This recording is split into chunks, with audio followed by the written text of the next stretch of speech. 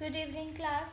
Welcome to Deep classes, जिसमें हम daily शाम को 5 बजे हिंदी टीजीटी पीजीटी एग्ज़ाम से रिलेटेड क्वेश्चंस की प्रैक्टिस करते हैं, जिससे आपको एग्ज़ाम में बहुत हेल्प मिलेगी।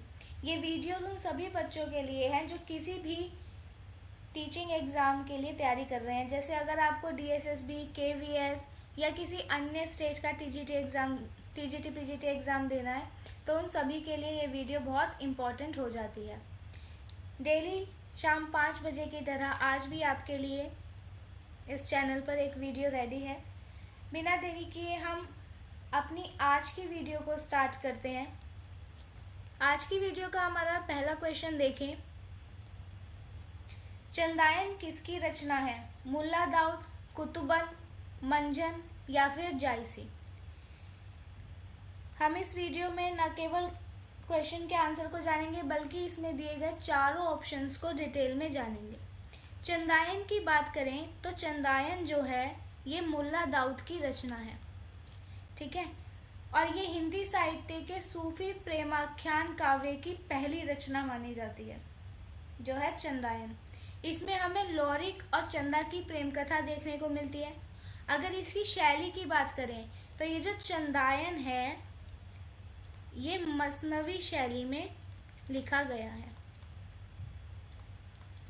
बाकी के ऑप्शन देखें। इसमें है ऑप्शन नंबर बी कुतुबन। कुतुबम की रचना की बात करें तो इनकी रचना का नाम है मृगावती। मंजन की रचना है मधुमालती। और जायसी की रचना का नाम आ जाएगा पद्मावत, ठीक है। इन सभी रचनाओं के प्रकाशन वर्ष को भी देख लेते हैं। चंदायन का प्रकाशन वर्ष हो जाएगा 1369। कुतुबन की मृगावती का प्रकाशन वर्ष है 1503। मंजन की मधुमालती का समय है 1545 और जायसी की पद्मावत का समय है 1540। एग्ज़ाम में आपको इनकी रचनाएं भी बहुत पूछी जाती हैं और इन रचनाओं के जो है सन भी हमें कई बार एग्जाम्स में देखने को मिलते हैं, तो आप इन दोनों को ही बहुत ध्यान से देखें। हमारा नेक्स्ट क्वेश्चन है, मृगावती के रचनाकार कौन है? मुल्ला दाऊद, कुतुबन, मंजन या फिर जायसी? मैंने इन चारों ही ऑप्शन की रचनाएं आपको लास्ट क्वेश्चन में कराई। मृगावती के रचनाकार जो है वो कुतुबन माने जाते हैं, तो इसका आंसर हो जाएगा ऑप्शन नंबर बी कुतुबन। एक बार फिर से हम चारों ऑप्शंस को देख लेते हैं, चारों ऑप्शंस की रचनाओं को। इससे जो है आपको जो है एक बार में ये याद हो जाएगी। तो मृगावती के रचनाकार हो गए कुतुबन। मुल्ला दाऊद ने की चंदायन की रचना। मंजन की रचना में मधुमालती और जायसी की रचना में पद्मावत। नेक्स्ट क्वेश्चन देखें।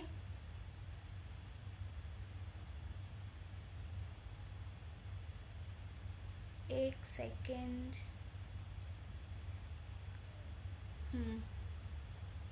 नेक्स्ट क्वेश्चन है हमारा, चित्रावली के रचनाकार कौन है? जायसी, उस्मान, नूर मोहम्मद या फिर शेख निसार? चित्रावली के रचनाकार की बात करें तो इसका आंसर हो जाएगा option number B Usman. Usman जो है चित्रावली के रचनाकार माने जाते हैं। इसके प्रकाशन वर्ष की बात करें तो ये है 1913। बाकी के ऑप्शंस देखें। सबसे पहला ऑप्शन है जायसी। जायसी की रचना में आ जाएगी पद्मावत। ऑप्शन नंबर सी है नूर मोहम्मद। नूर मोहम्मद ने जो है 2 रचनाएं की, तो दोनों ही बहुत प्रसिद्ध हैं। इनकी एक रचना का नाम तो है इंद्रावती और इनकी जो दूसरी रचना है वो है अनुराग बांसुरी।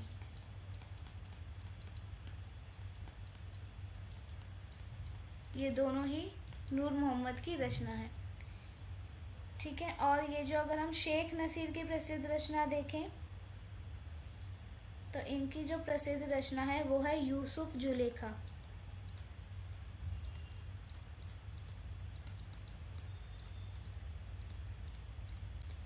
यूसुफ जुलेखा जो है ये सूफी प्रेमाख्यान परंपरा का हिस्सा है। नेक्स्ट क्वेश्चन देखें। इंद्रावती किसकी रचना है? जायसी, उस्मान, नूर मोहम्मद या फिर कासिम शाह। जायसी की रचना मैंने आपको बताई, पद्मावत। उस्मान की बात करें तो इनकी रचना भी हमने लास्ट क्वेश्चन में देखी, चित्रावली।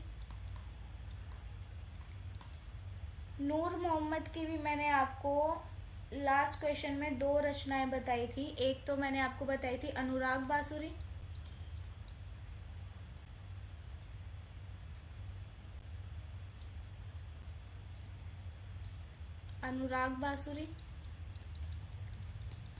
और इनकी दूसरी रचना जो बताई थी वो मैंने आपको बताई थी इंद्रावती, जो कि यहाँ क्वेश्चन में पूछी गई है।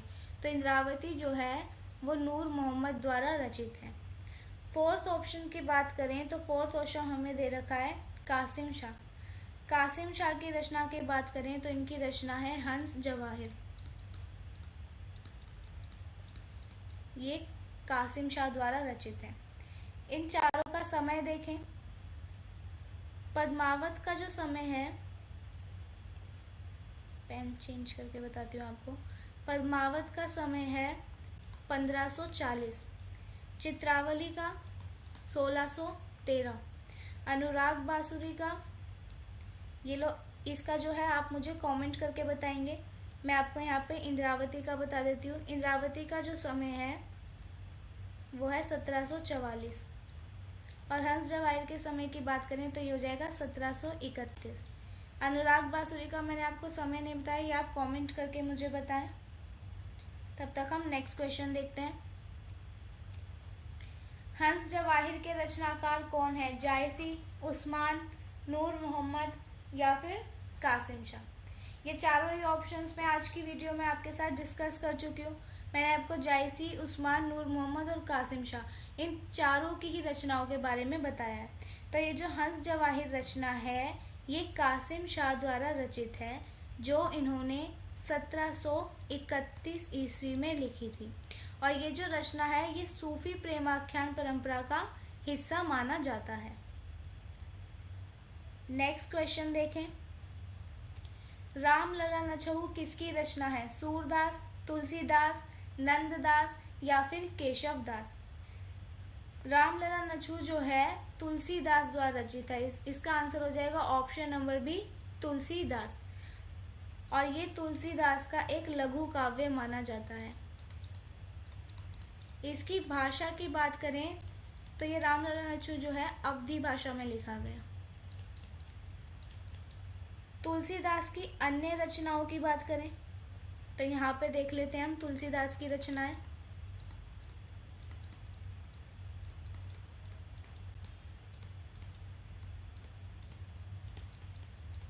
तुलसीदास की रचनाओं में सबसे पहले तो आ जाएगा रामचरितमानस।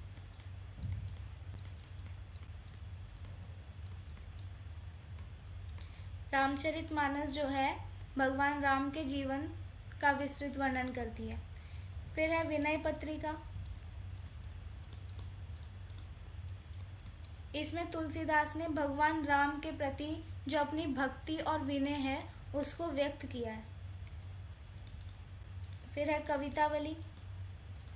ये ग्रंथ जो है ये वीर रस से ओतप्रोत है और इसमें हमें राम जी के शौर्य का वर्णन देखने को मिलता है। इसके बाद है गीतावली।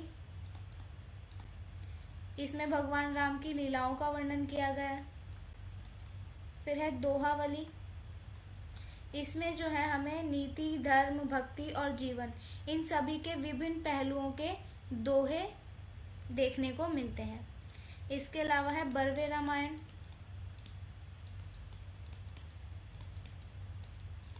बर्वे रामायण जो है ये रामचरितमानस जो है इसकी कथा को बर्वे छंद में हमारे सामने प्रस्तुत करता है। इसके बाद ये रामलला नछहु आपने यहाँ पे देख ली। रामलला नछहु में श्री राम के विवाह के समय जो नछहु संस्कार किया जाता था उसका हमें वर्णन देखने को मिलता है। इसके अलावा इनकी रचना है श्री कृष्ण गीतावली।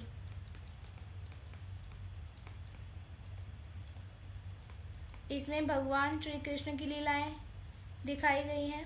मतलब उनका वर्णन किया गया है। इसके अलावा वैराग्य संदीपनी,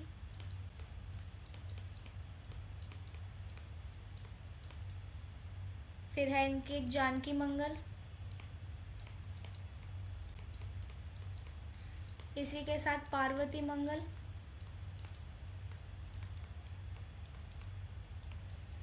और एक है रामाज्ञा प्रश्न।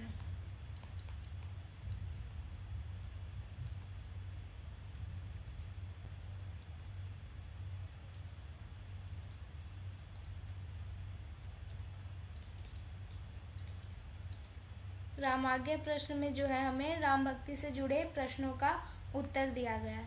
तो ये सभी रचनाएं जो है ये गोस्वामी तुलसीदास द्वारा रचित है।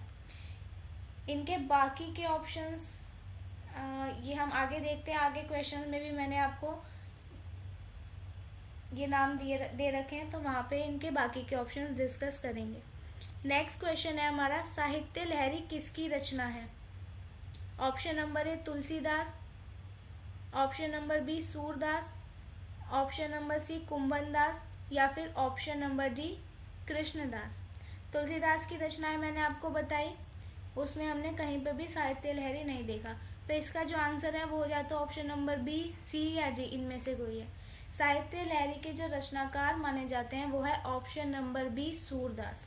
सूरदास को साहित्य लहरी का रचनाकार माना जाता है।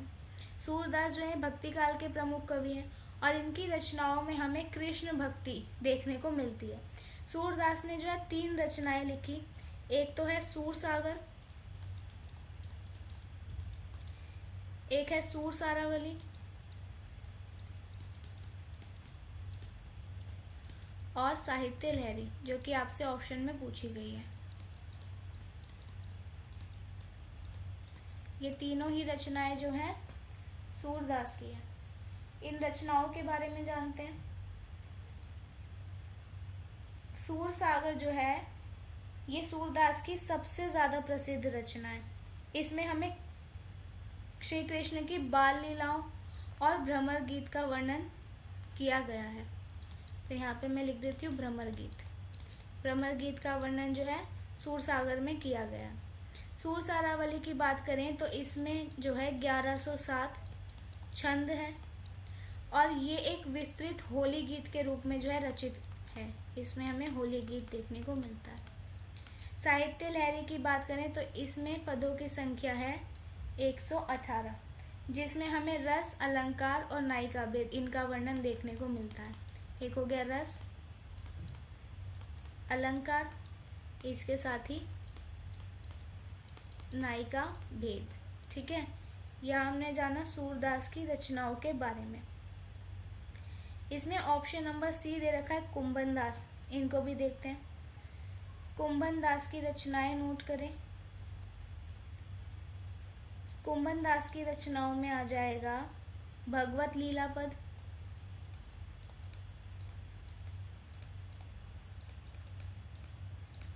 फिर है गोपियों के प्रेम पद,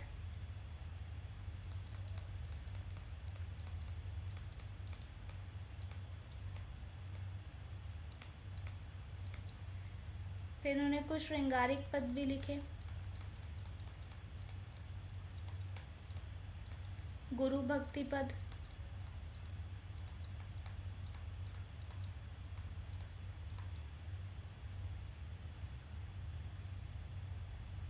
कृष्णदास की रचनाएं देखें। कृष्णदास की रचनाओं में आ जाएगा जुगलमान चरित,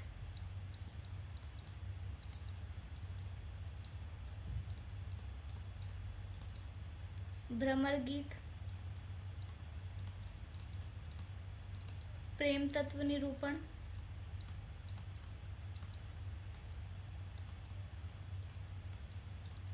राग कल्पद्रुम,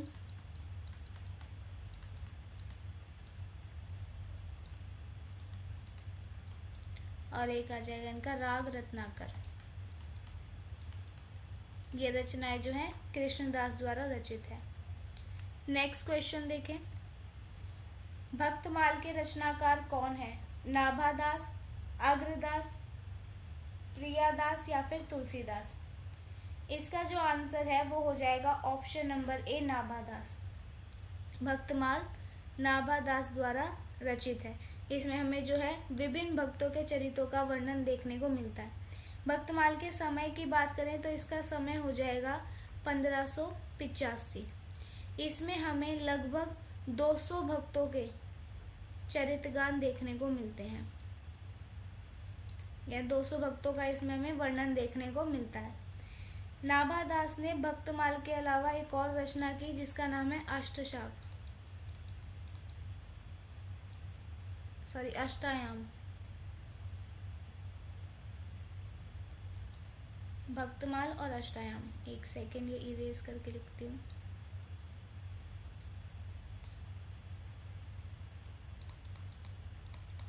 ठीक है, ये जो है नाभादास की रचना है। अग्रदास की बात करें तो अग्रदास जो है नाभादास के गुरु थे और इन्होंने राम भक्ति से जुड़े ग्रंथों की रचना की।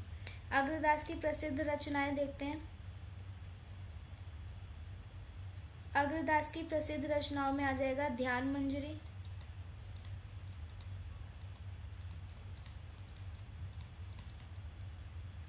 श्रृंगार रस सागर,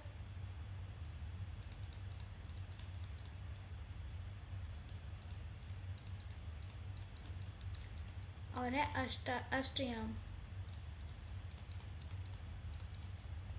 ये जो है अग्रदास द्वारा रचित है। प्रियदास की बात करें तो प्रियदास ने जो है भक्तमाल की टीका लिखी थी।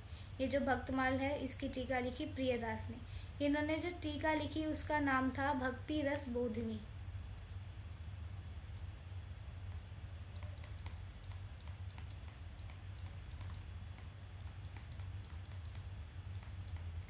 इसके प्रकाशन वर्ष की बात करें वो हो जाएगा 1769 ईस्वी। तुलसीदास देखें, तुलसीदास की मैंने आपको बहुत रचनाएं बताई। विनय पत्रिका, कवितावली, गीतावली, दोहावली, श्री कृष्ण गीतावली, रामलला नचू, राम आज्ञा प्रश्न, बरवे रामायण, जानकी मंगल और पार्वती मंगल, ये मैंने आपको पहले ही बता दी थी। नेक्स्ट क्वेश्चन देखें, रसिक प्रिया किसकी रचना है? Option number A Keshav Das, option number B Bihari, option number C Matiram, या फिर ऑप्शन नंबर डी देव। इसके अगर हम आंसर की बात करें तो इसका आंसर हो जाएगा ऑप्शन नंबर ए केशव दास। तो रसिक प्रिया जो है केशव दास द्वारा रचित है और ये एक काव्य शास्त्र संबंधी ग्रंथ है जिसमें हमें रस, स्मृति और काव्य दोष इनका वर्णन देखने को मिलता है। केशव दास ने रसिक प्रिया के अलावा भी बहुत रचनाएं की। इनकी अन्य रचनाएं देखें, इनकी अन्य रचनाओं में आ जाएगा कवि प्रिया, रामचंद्रिका, वीर सिंह देव चरित,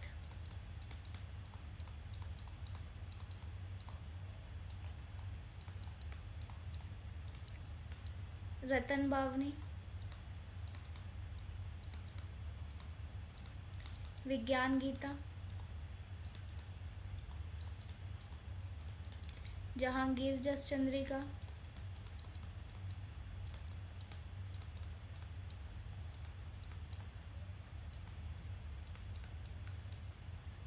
नक्षिक,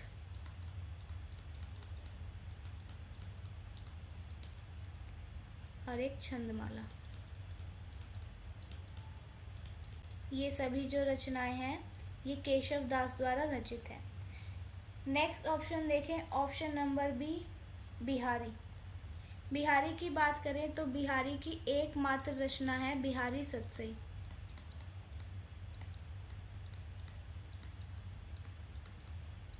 जिसमें हमें श्रृंगार रस के दोहे देखने को मिलते हैं।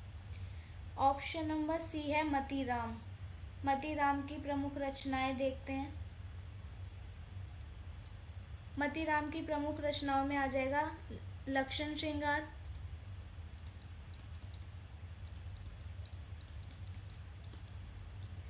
साहित्य सार,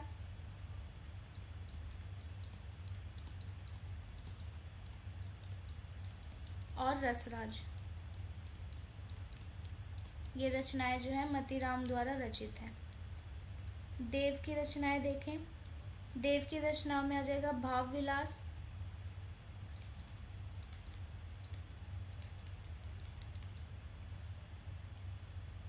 भवानी विलास,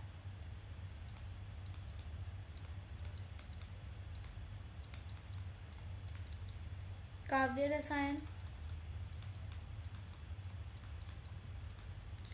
और एक लिखो जाति विलास। केशव, बिहारी, मतीराम और देव ये चारों ही जो हैं रीतिकाल के प्रमुख कवियों में आते हैं। नेक्स्ट क्वेश्चन देखें। सतसई किसकी प्रसिद्ध रचना है? केशवदास, बिहारी, घनानंद या फिर पद्माकर? अभी मैंने आपको इससे पहले वाले क्वेश्चन में ही बताया कि सतसई जो है वो बिहारी की एकमात्र रचना मानी जाती है, जिसमें बिहारी ने जो है श्रृंगार और भक्ति के दोहे हमारे सामने प्रस्तुत किए हैं। तो इसका आंसर हो जाएगा option number B, Bihari. Keshavdas की रचनाएं मैंने आपको बता दी। अब यहाँ पर ऑप्शन में हमारे पास घनानंद। घनानंद की रचनाएं देखते हैं। घनानंद जो है ये भी रीतिकाल के कवि हैं। इन्होंने कई रचनाएं की। इनकी रचनाओं में आ जाएगा सुजान हित,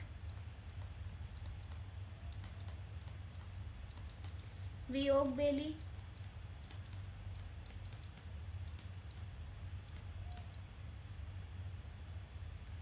ब्रजविलास,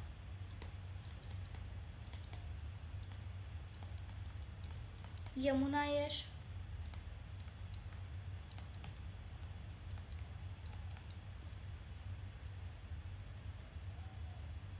प्रीति पावस,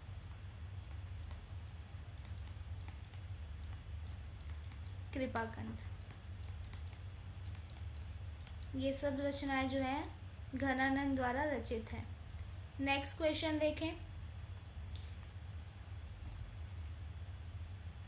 विरह लीला किसकी रचना है? केशवदास, बिहारी, घनानंद या फिर मतीराम? इसके आंसर की बात करें तो इसका आंसर हो जाएगा ऑप्शन नंबर सी, घनानंद। विरह वारिश जो है घनानंद द्वारा रचित है। घनानंद की कुछ रचनाएं मैंने आपको लास्ट ऑप्शन में बता दी थी। केशवदास पर भी हमने बात कर ली, बिहारी के बारे में भी बात कर ली। यहाँ पर ऑप्शन में हमें देखने को मिलता है मतीराम। मतीराम जो है ये भी रीतिकाल के प्रमुख कवि हैं और ये श्रृंगार रस के उत्कृष्ट कवि माने जाते हैं। इनकी रचनाओं की बात करें तो इनकी रचनाओं में आ जाएगा फूल मंजरी, रसराज, ललित ललाम,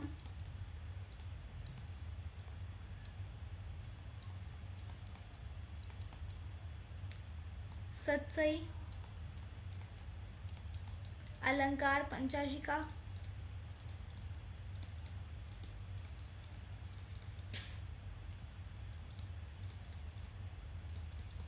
वृत्त कौमुदी,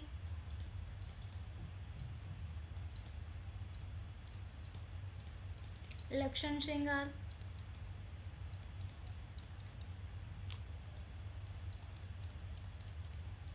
और एक है साहित्य सार। ये सभी रचनाएं जो हैं मतीराम द्वारा रचित है। नेक्स्ट क्वेश्चन देखें।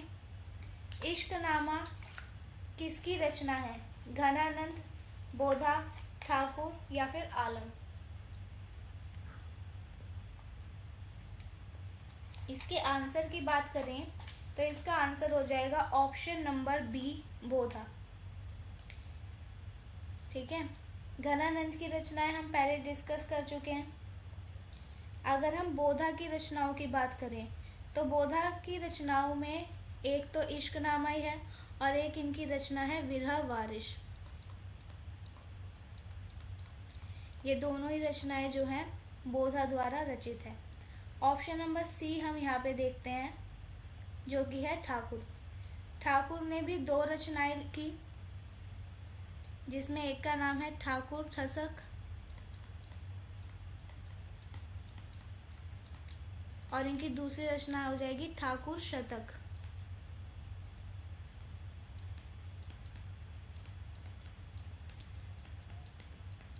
इनकी दोनों ही रचनाओं में इन्होंने ठाकुर शब्द का प्रयोग कर रखा है, जिससे हम आसानी से पहचान सकते हैं। आलम की बात करते हैं। आलम भी जो है रीति मुक्त काव्य धारा के प्रमुख कवि हैं।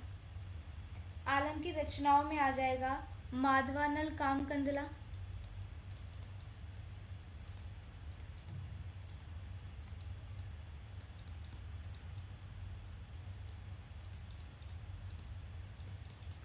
श्याम स्नेही,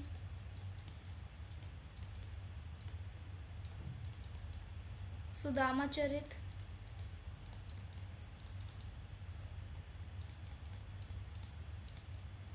और एक है इनकी रचना आलम केली।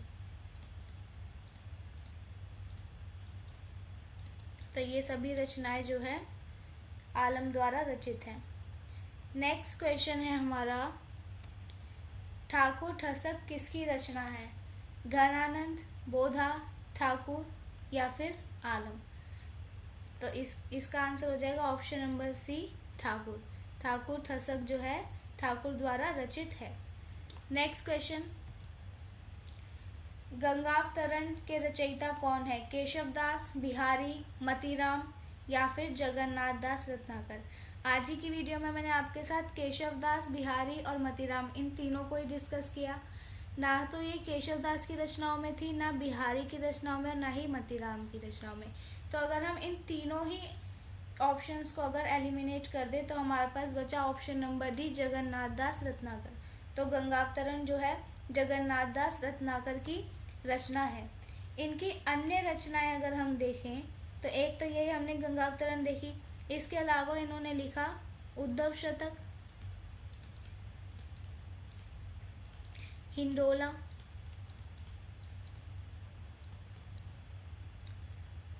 समालोचना दर्श,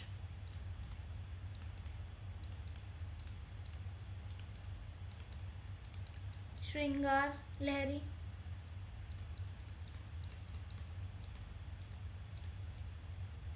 एक सेकेंड इरेज कर दूं, इससे गलत हो गया। श्रृंगार लहरी, गंगा लहरी, ठीक है, और एक रत्नाष्टक, साथ ही वीराष्टक। तो ये सभी जो रचनाएं हैं ये जगन्नाथ दास रत्नाकर द्वारा रचित है। नेक्स्ट क्वेश्चन देखते हैं, भारतेंदु युग के एक प्रमुख निबंधकार कौन थे? बालकृष्ण भट्ट, महावीर प्रसाद द्विवेदी, रामचंद्र शुक्ल या फिर हजारी प्रसाद द्विवेदी? तो अगर भारतेंदु युग के प्रमुख निबंधकार की बात करें तो वो है ऑप्शन नंबर ए, बालकृष्ण भट्ट। ठीक है, बालकृष्ण भट्ट जो है ये भारतेंदु युग के प्रमुख निबंधकार हैं। अगर हम इनके निबंधों की बात करें तो इनके निबंधों में हमें सामाजिक सुधार, राष्ट्रीयता और साहित्य आलोचना, इन तीनों का समावेश देखने को मिलता है। ऑप्शन नंबर बी देखते हैं, महावीर प्रसाद द्विवेदी। महावीर प्रसाद द्विवेदी जो हैं ये द्विवेदी युग के प्रमुख साहित्यकार हैं। इन्होंने एक पत्रिका का वो किया संपादन। इन्होंने जिस पत्रिका का संपादन किया उसका नाम है सरस्वती पत्रिका। रामचंद्र शुक्ल की बात करें तो ये शुक्ल युग के प्रमुख आलोचकों में आते हैं। इनकी जो प्रसिद्ध रचना है उसका नाम है हिंदी साहित्य का इतिहास।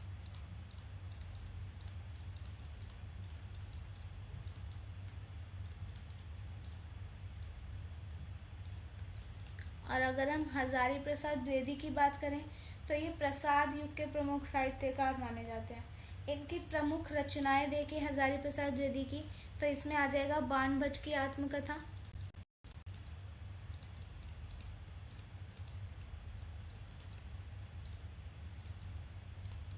और एक है अशोक के फूल। ये जो है हजारी प्रसाद द्विवेदी द्वारा रचित है। इसी के साथ हमारा आज का वीडियो यहीं ख़त्म होता है। वीडियो पसंद आया हो तो वीडियो को लाइक एंड शेयर ज़रूर करें और हमारे चैनल को सब्सक्राइब करना ना भूलें। मिलते हैं हम अपने नेक्स्ट वीडियो में। तब तक के लिए थैंक यू।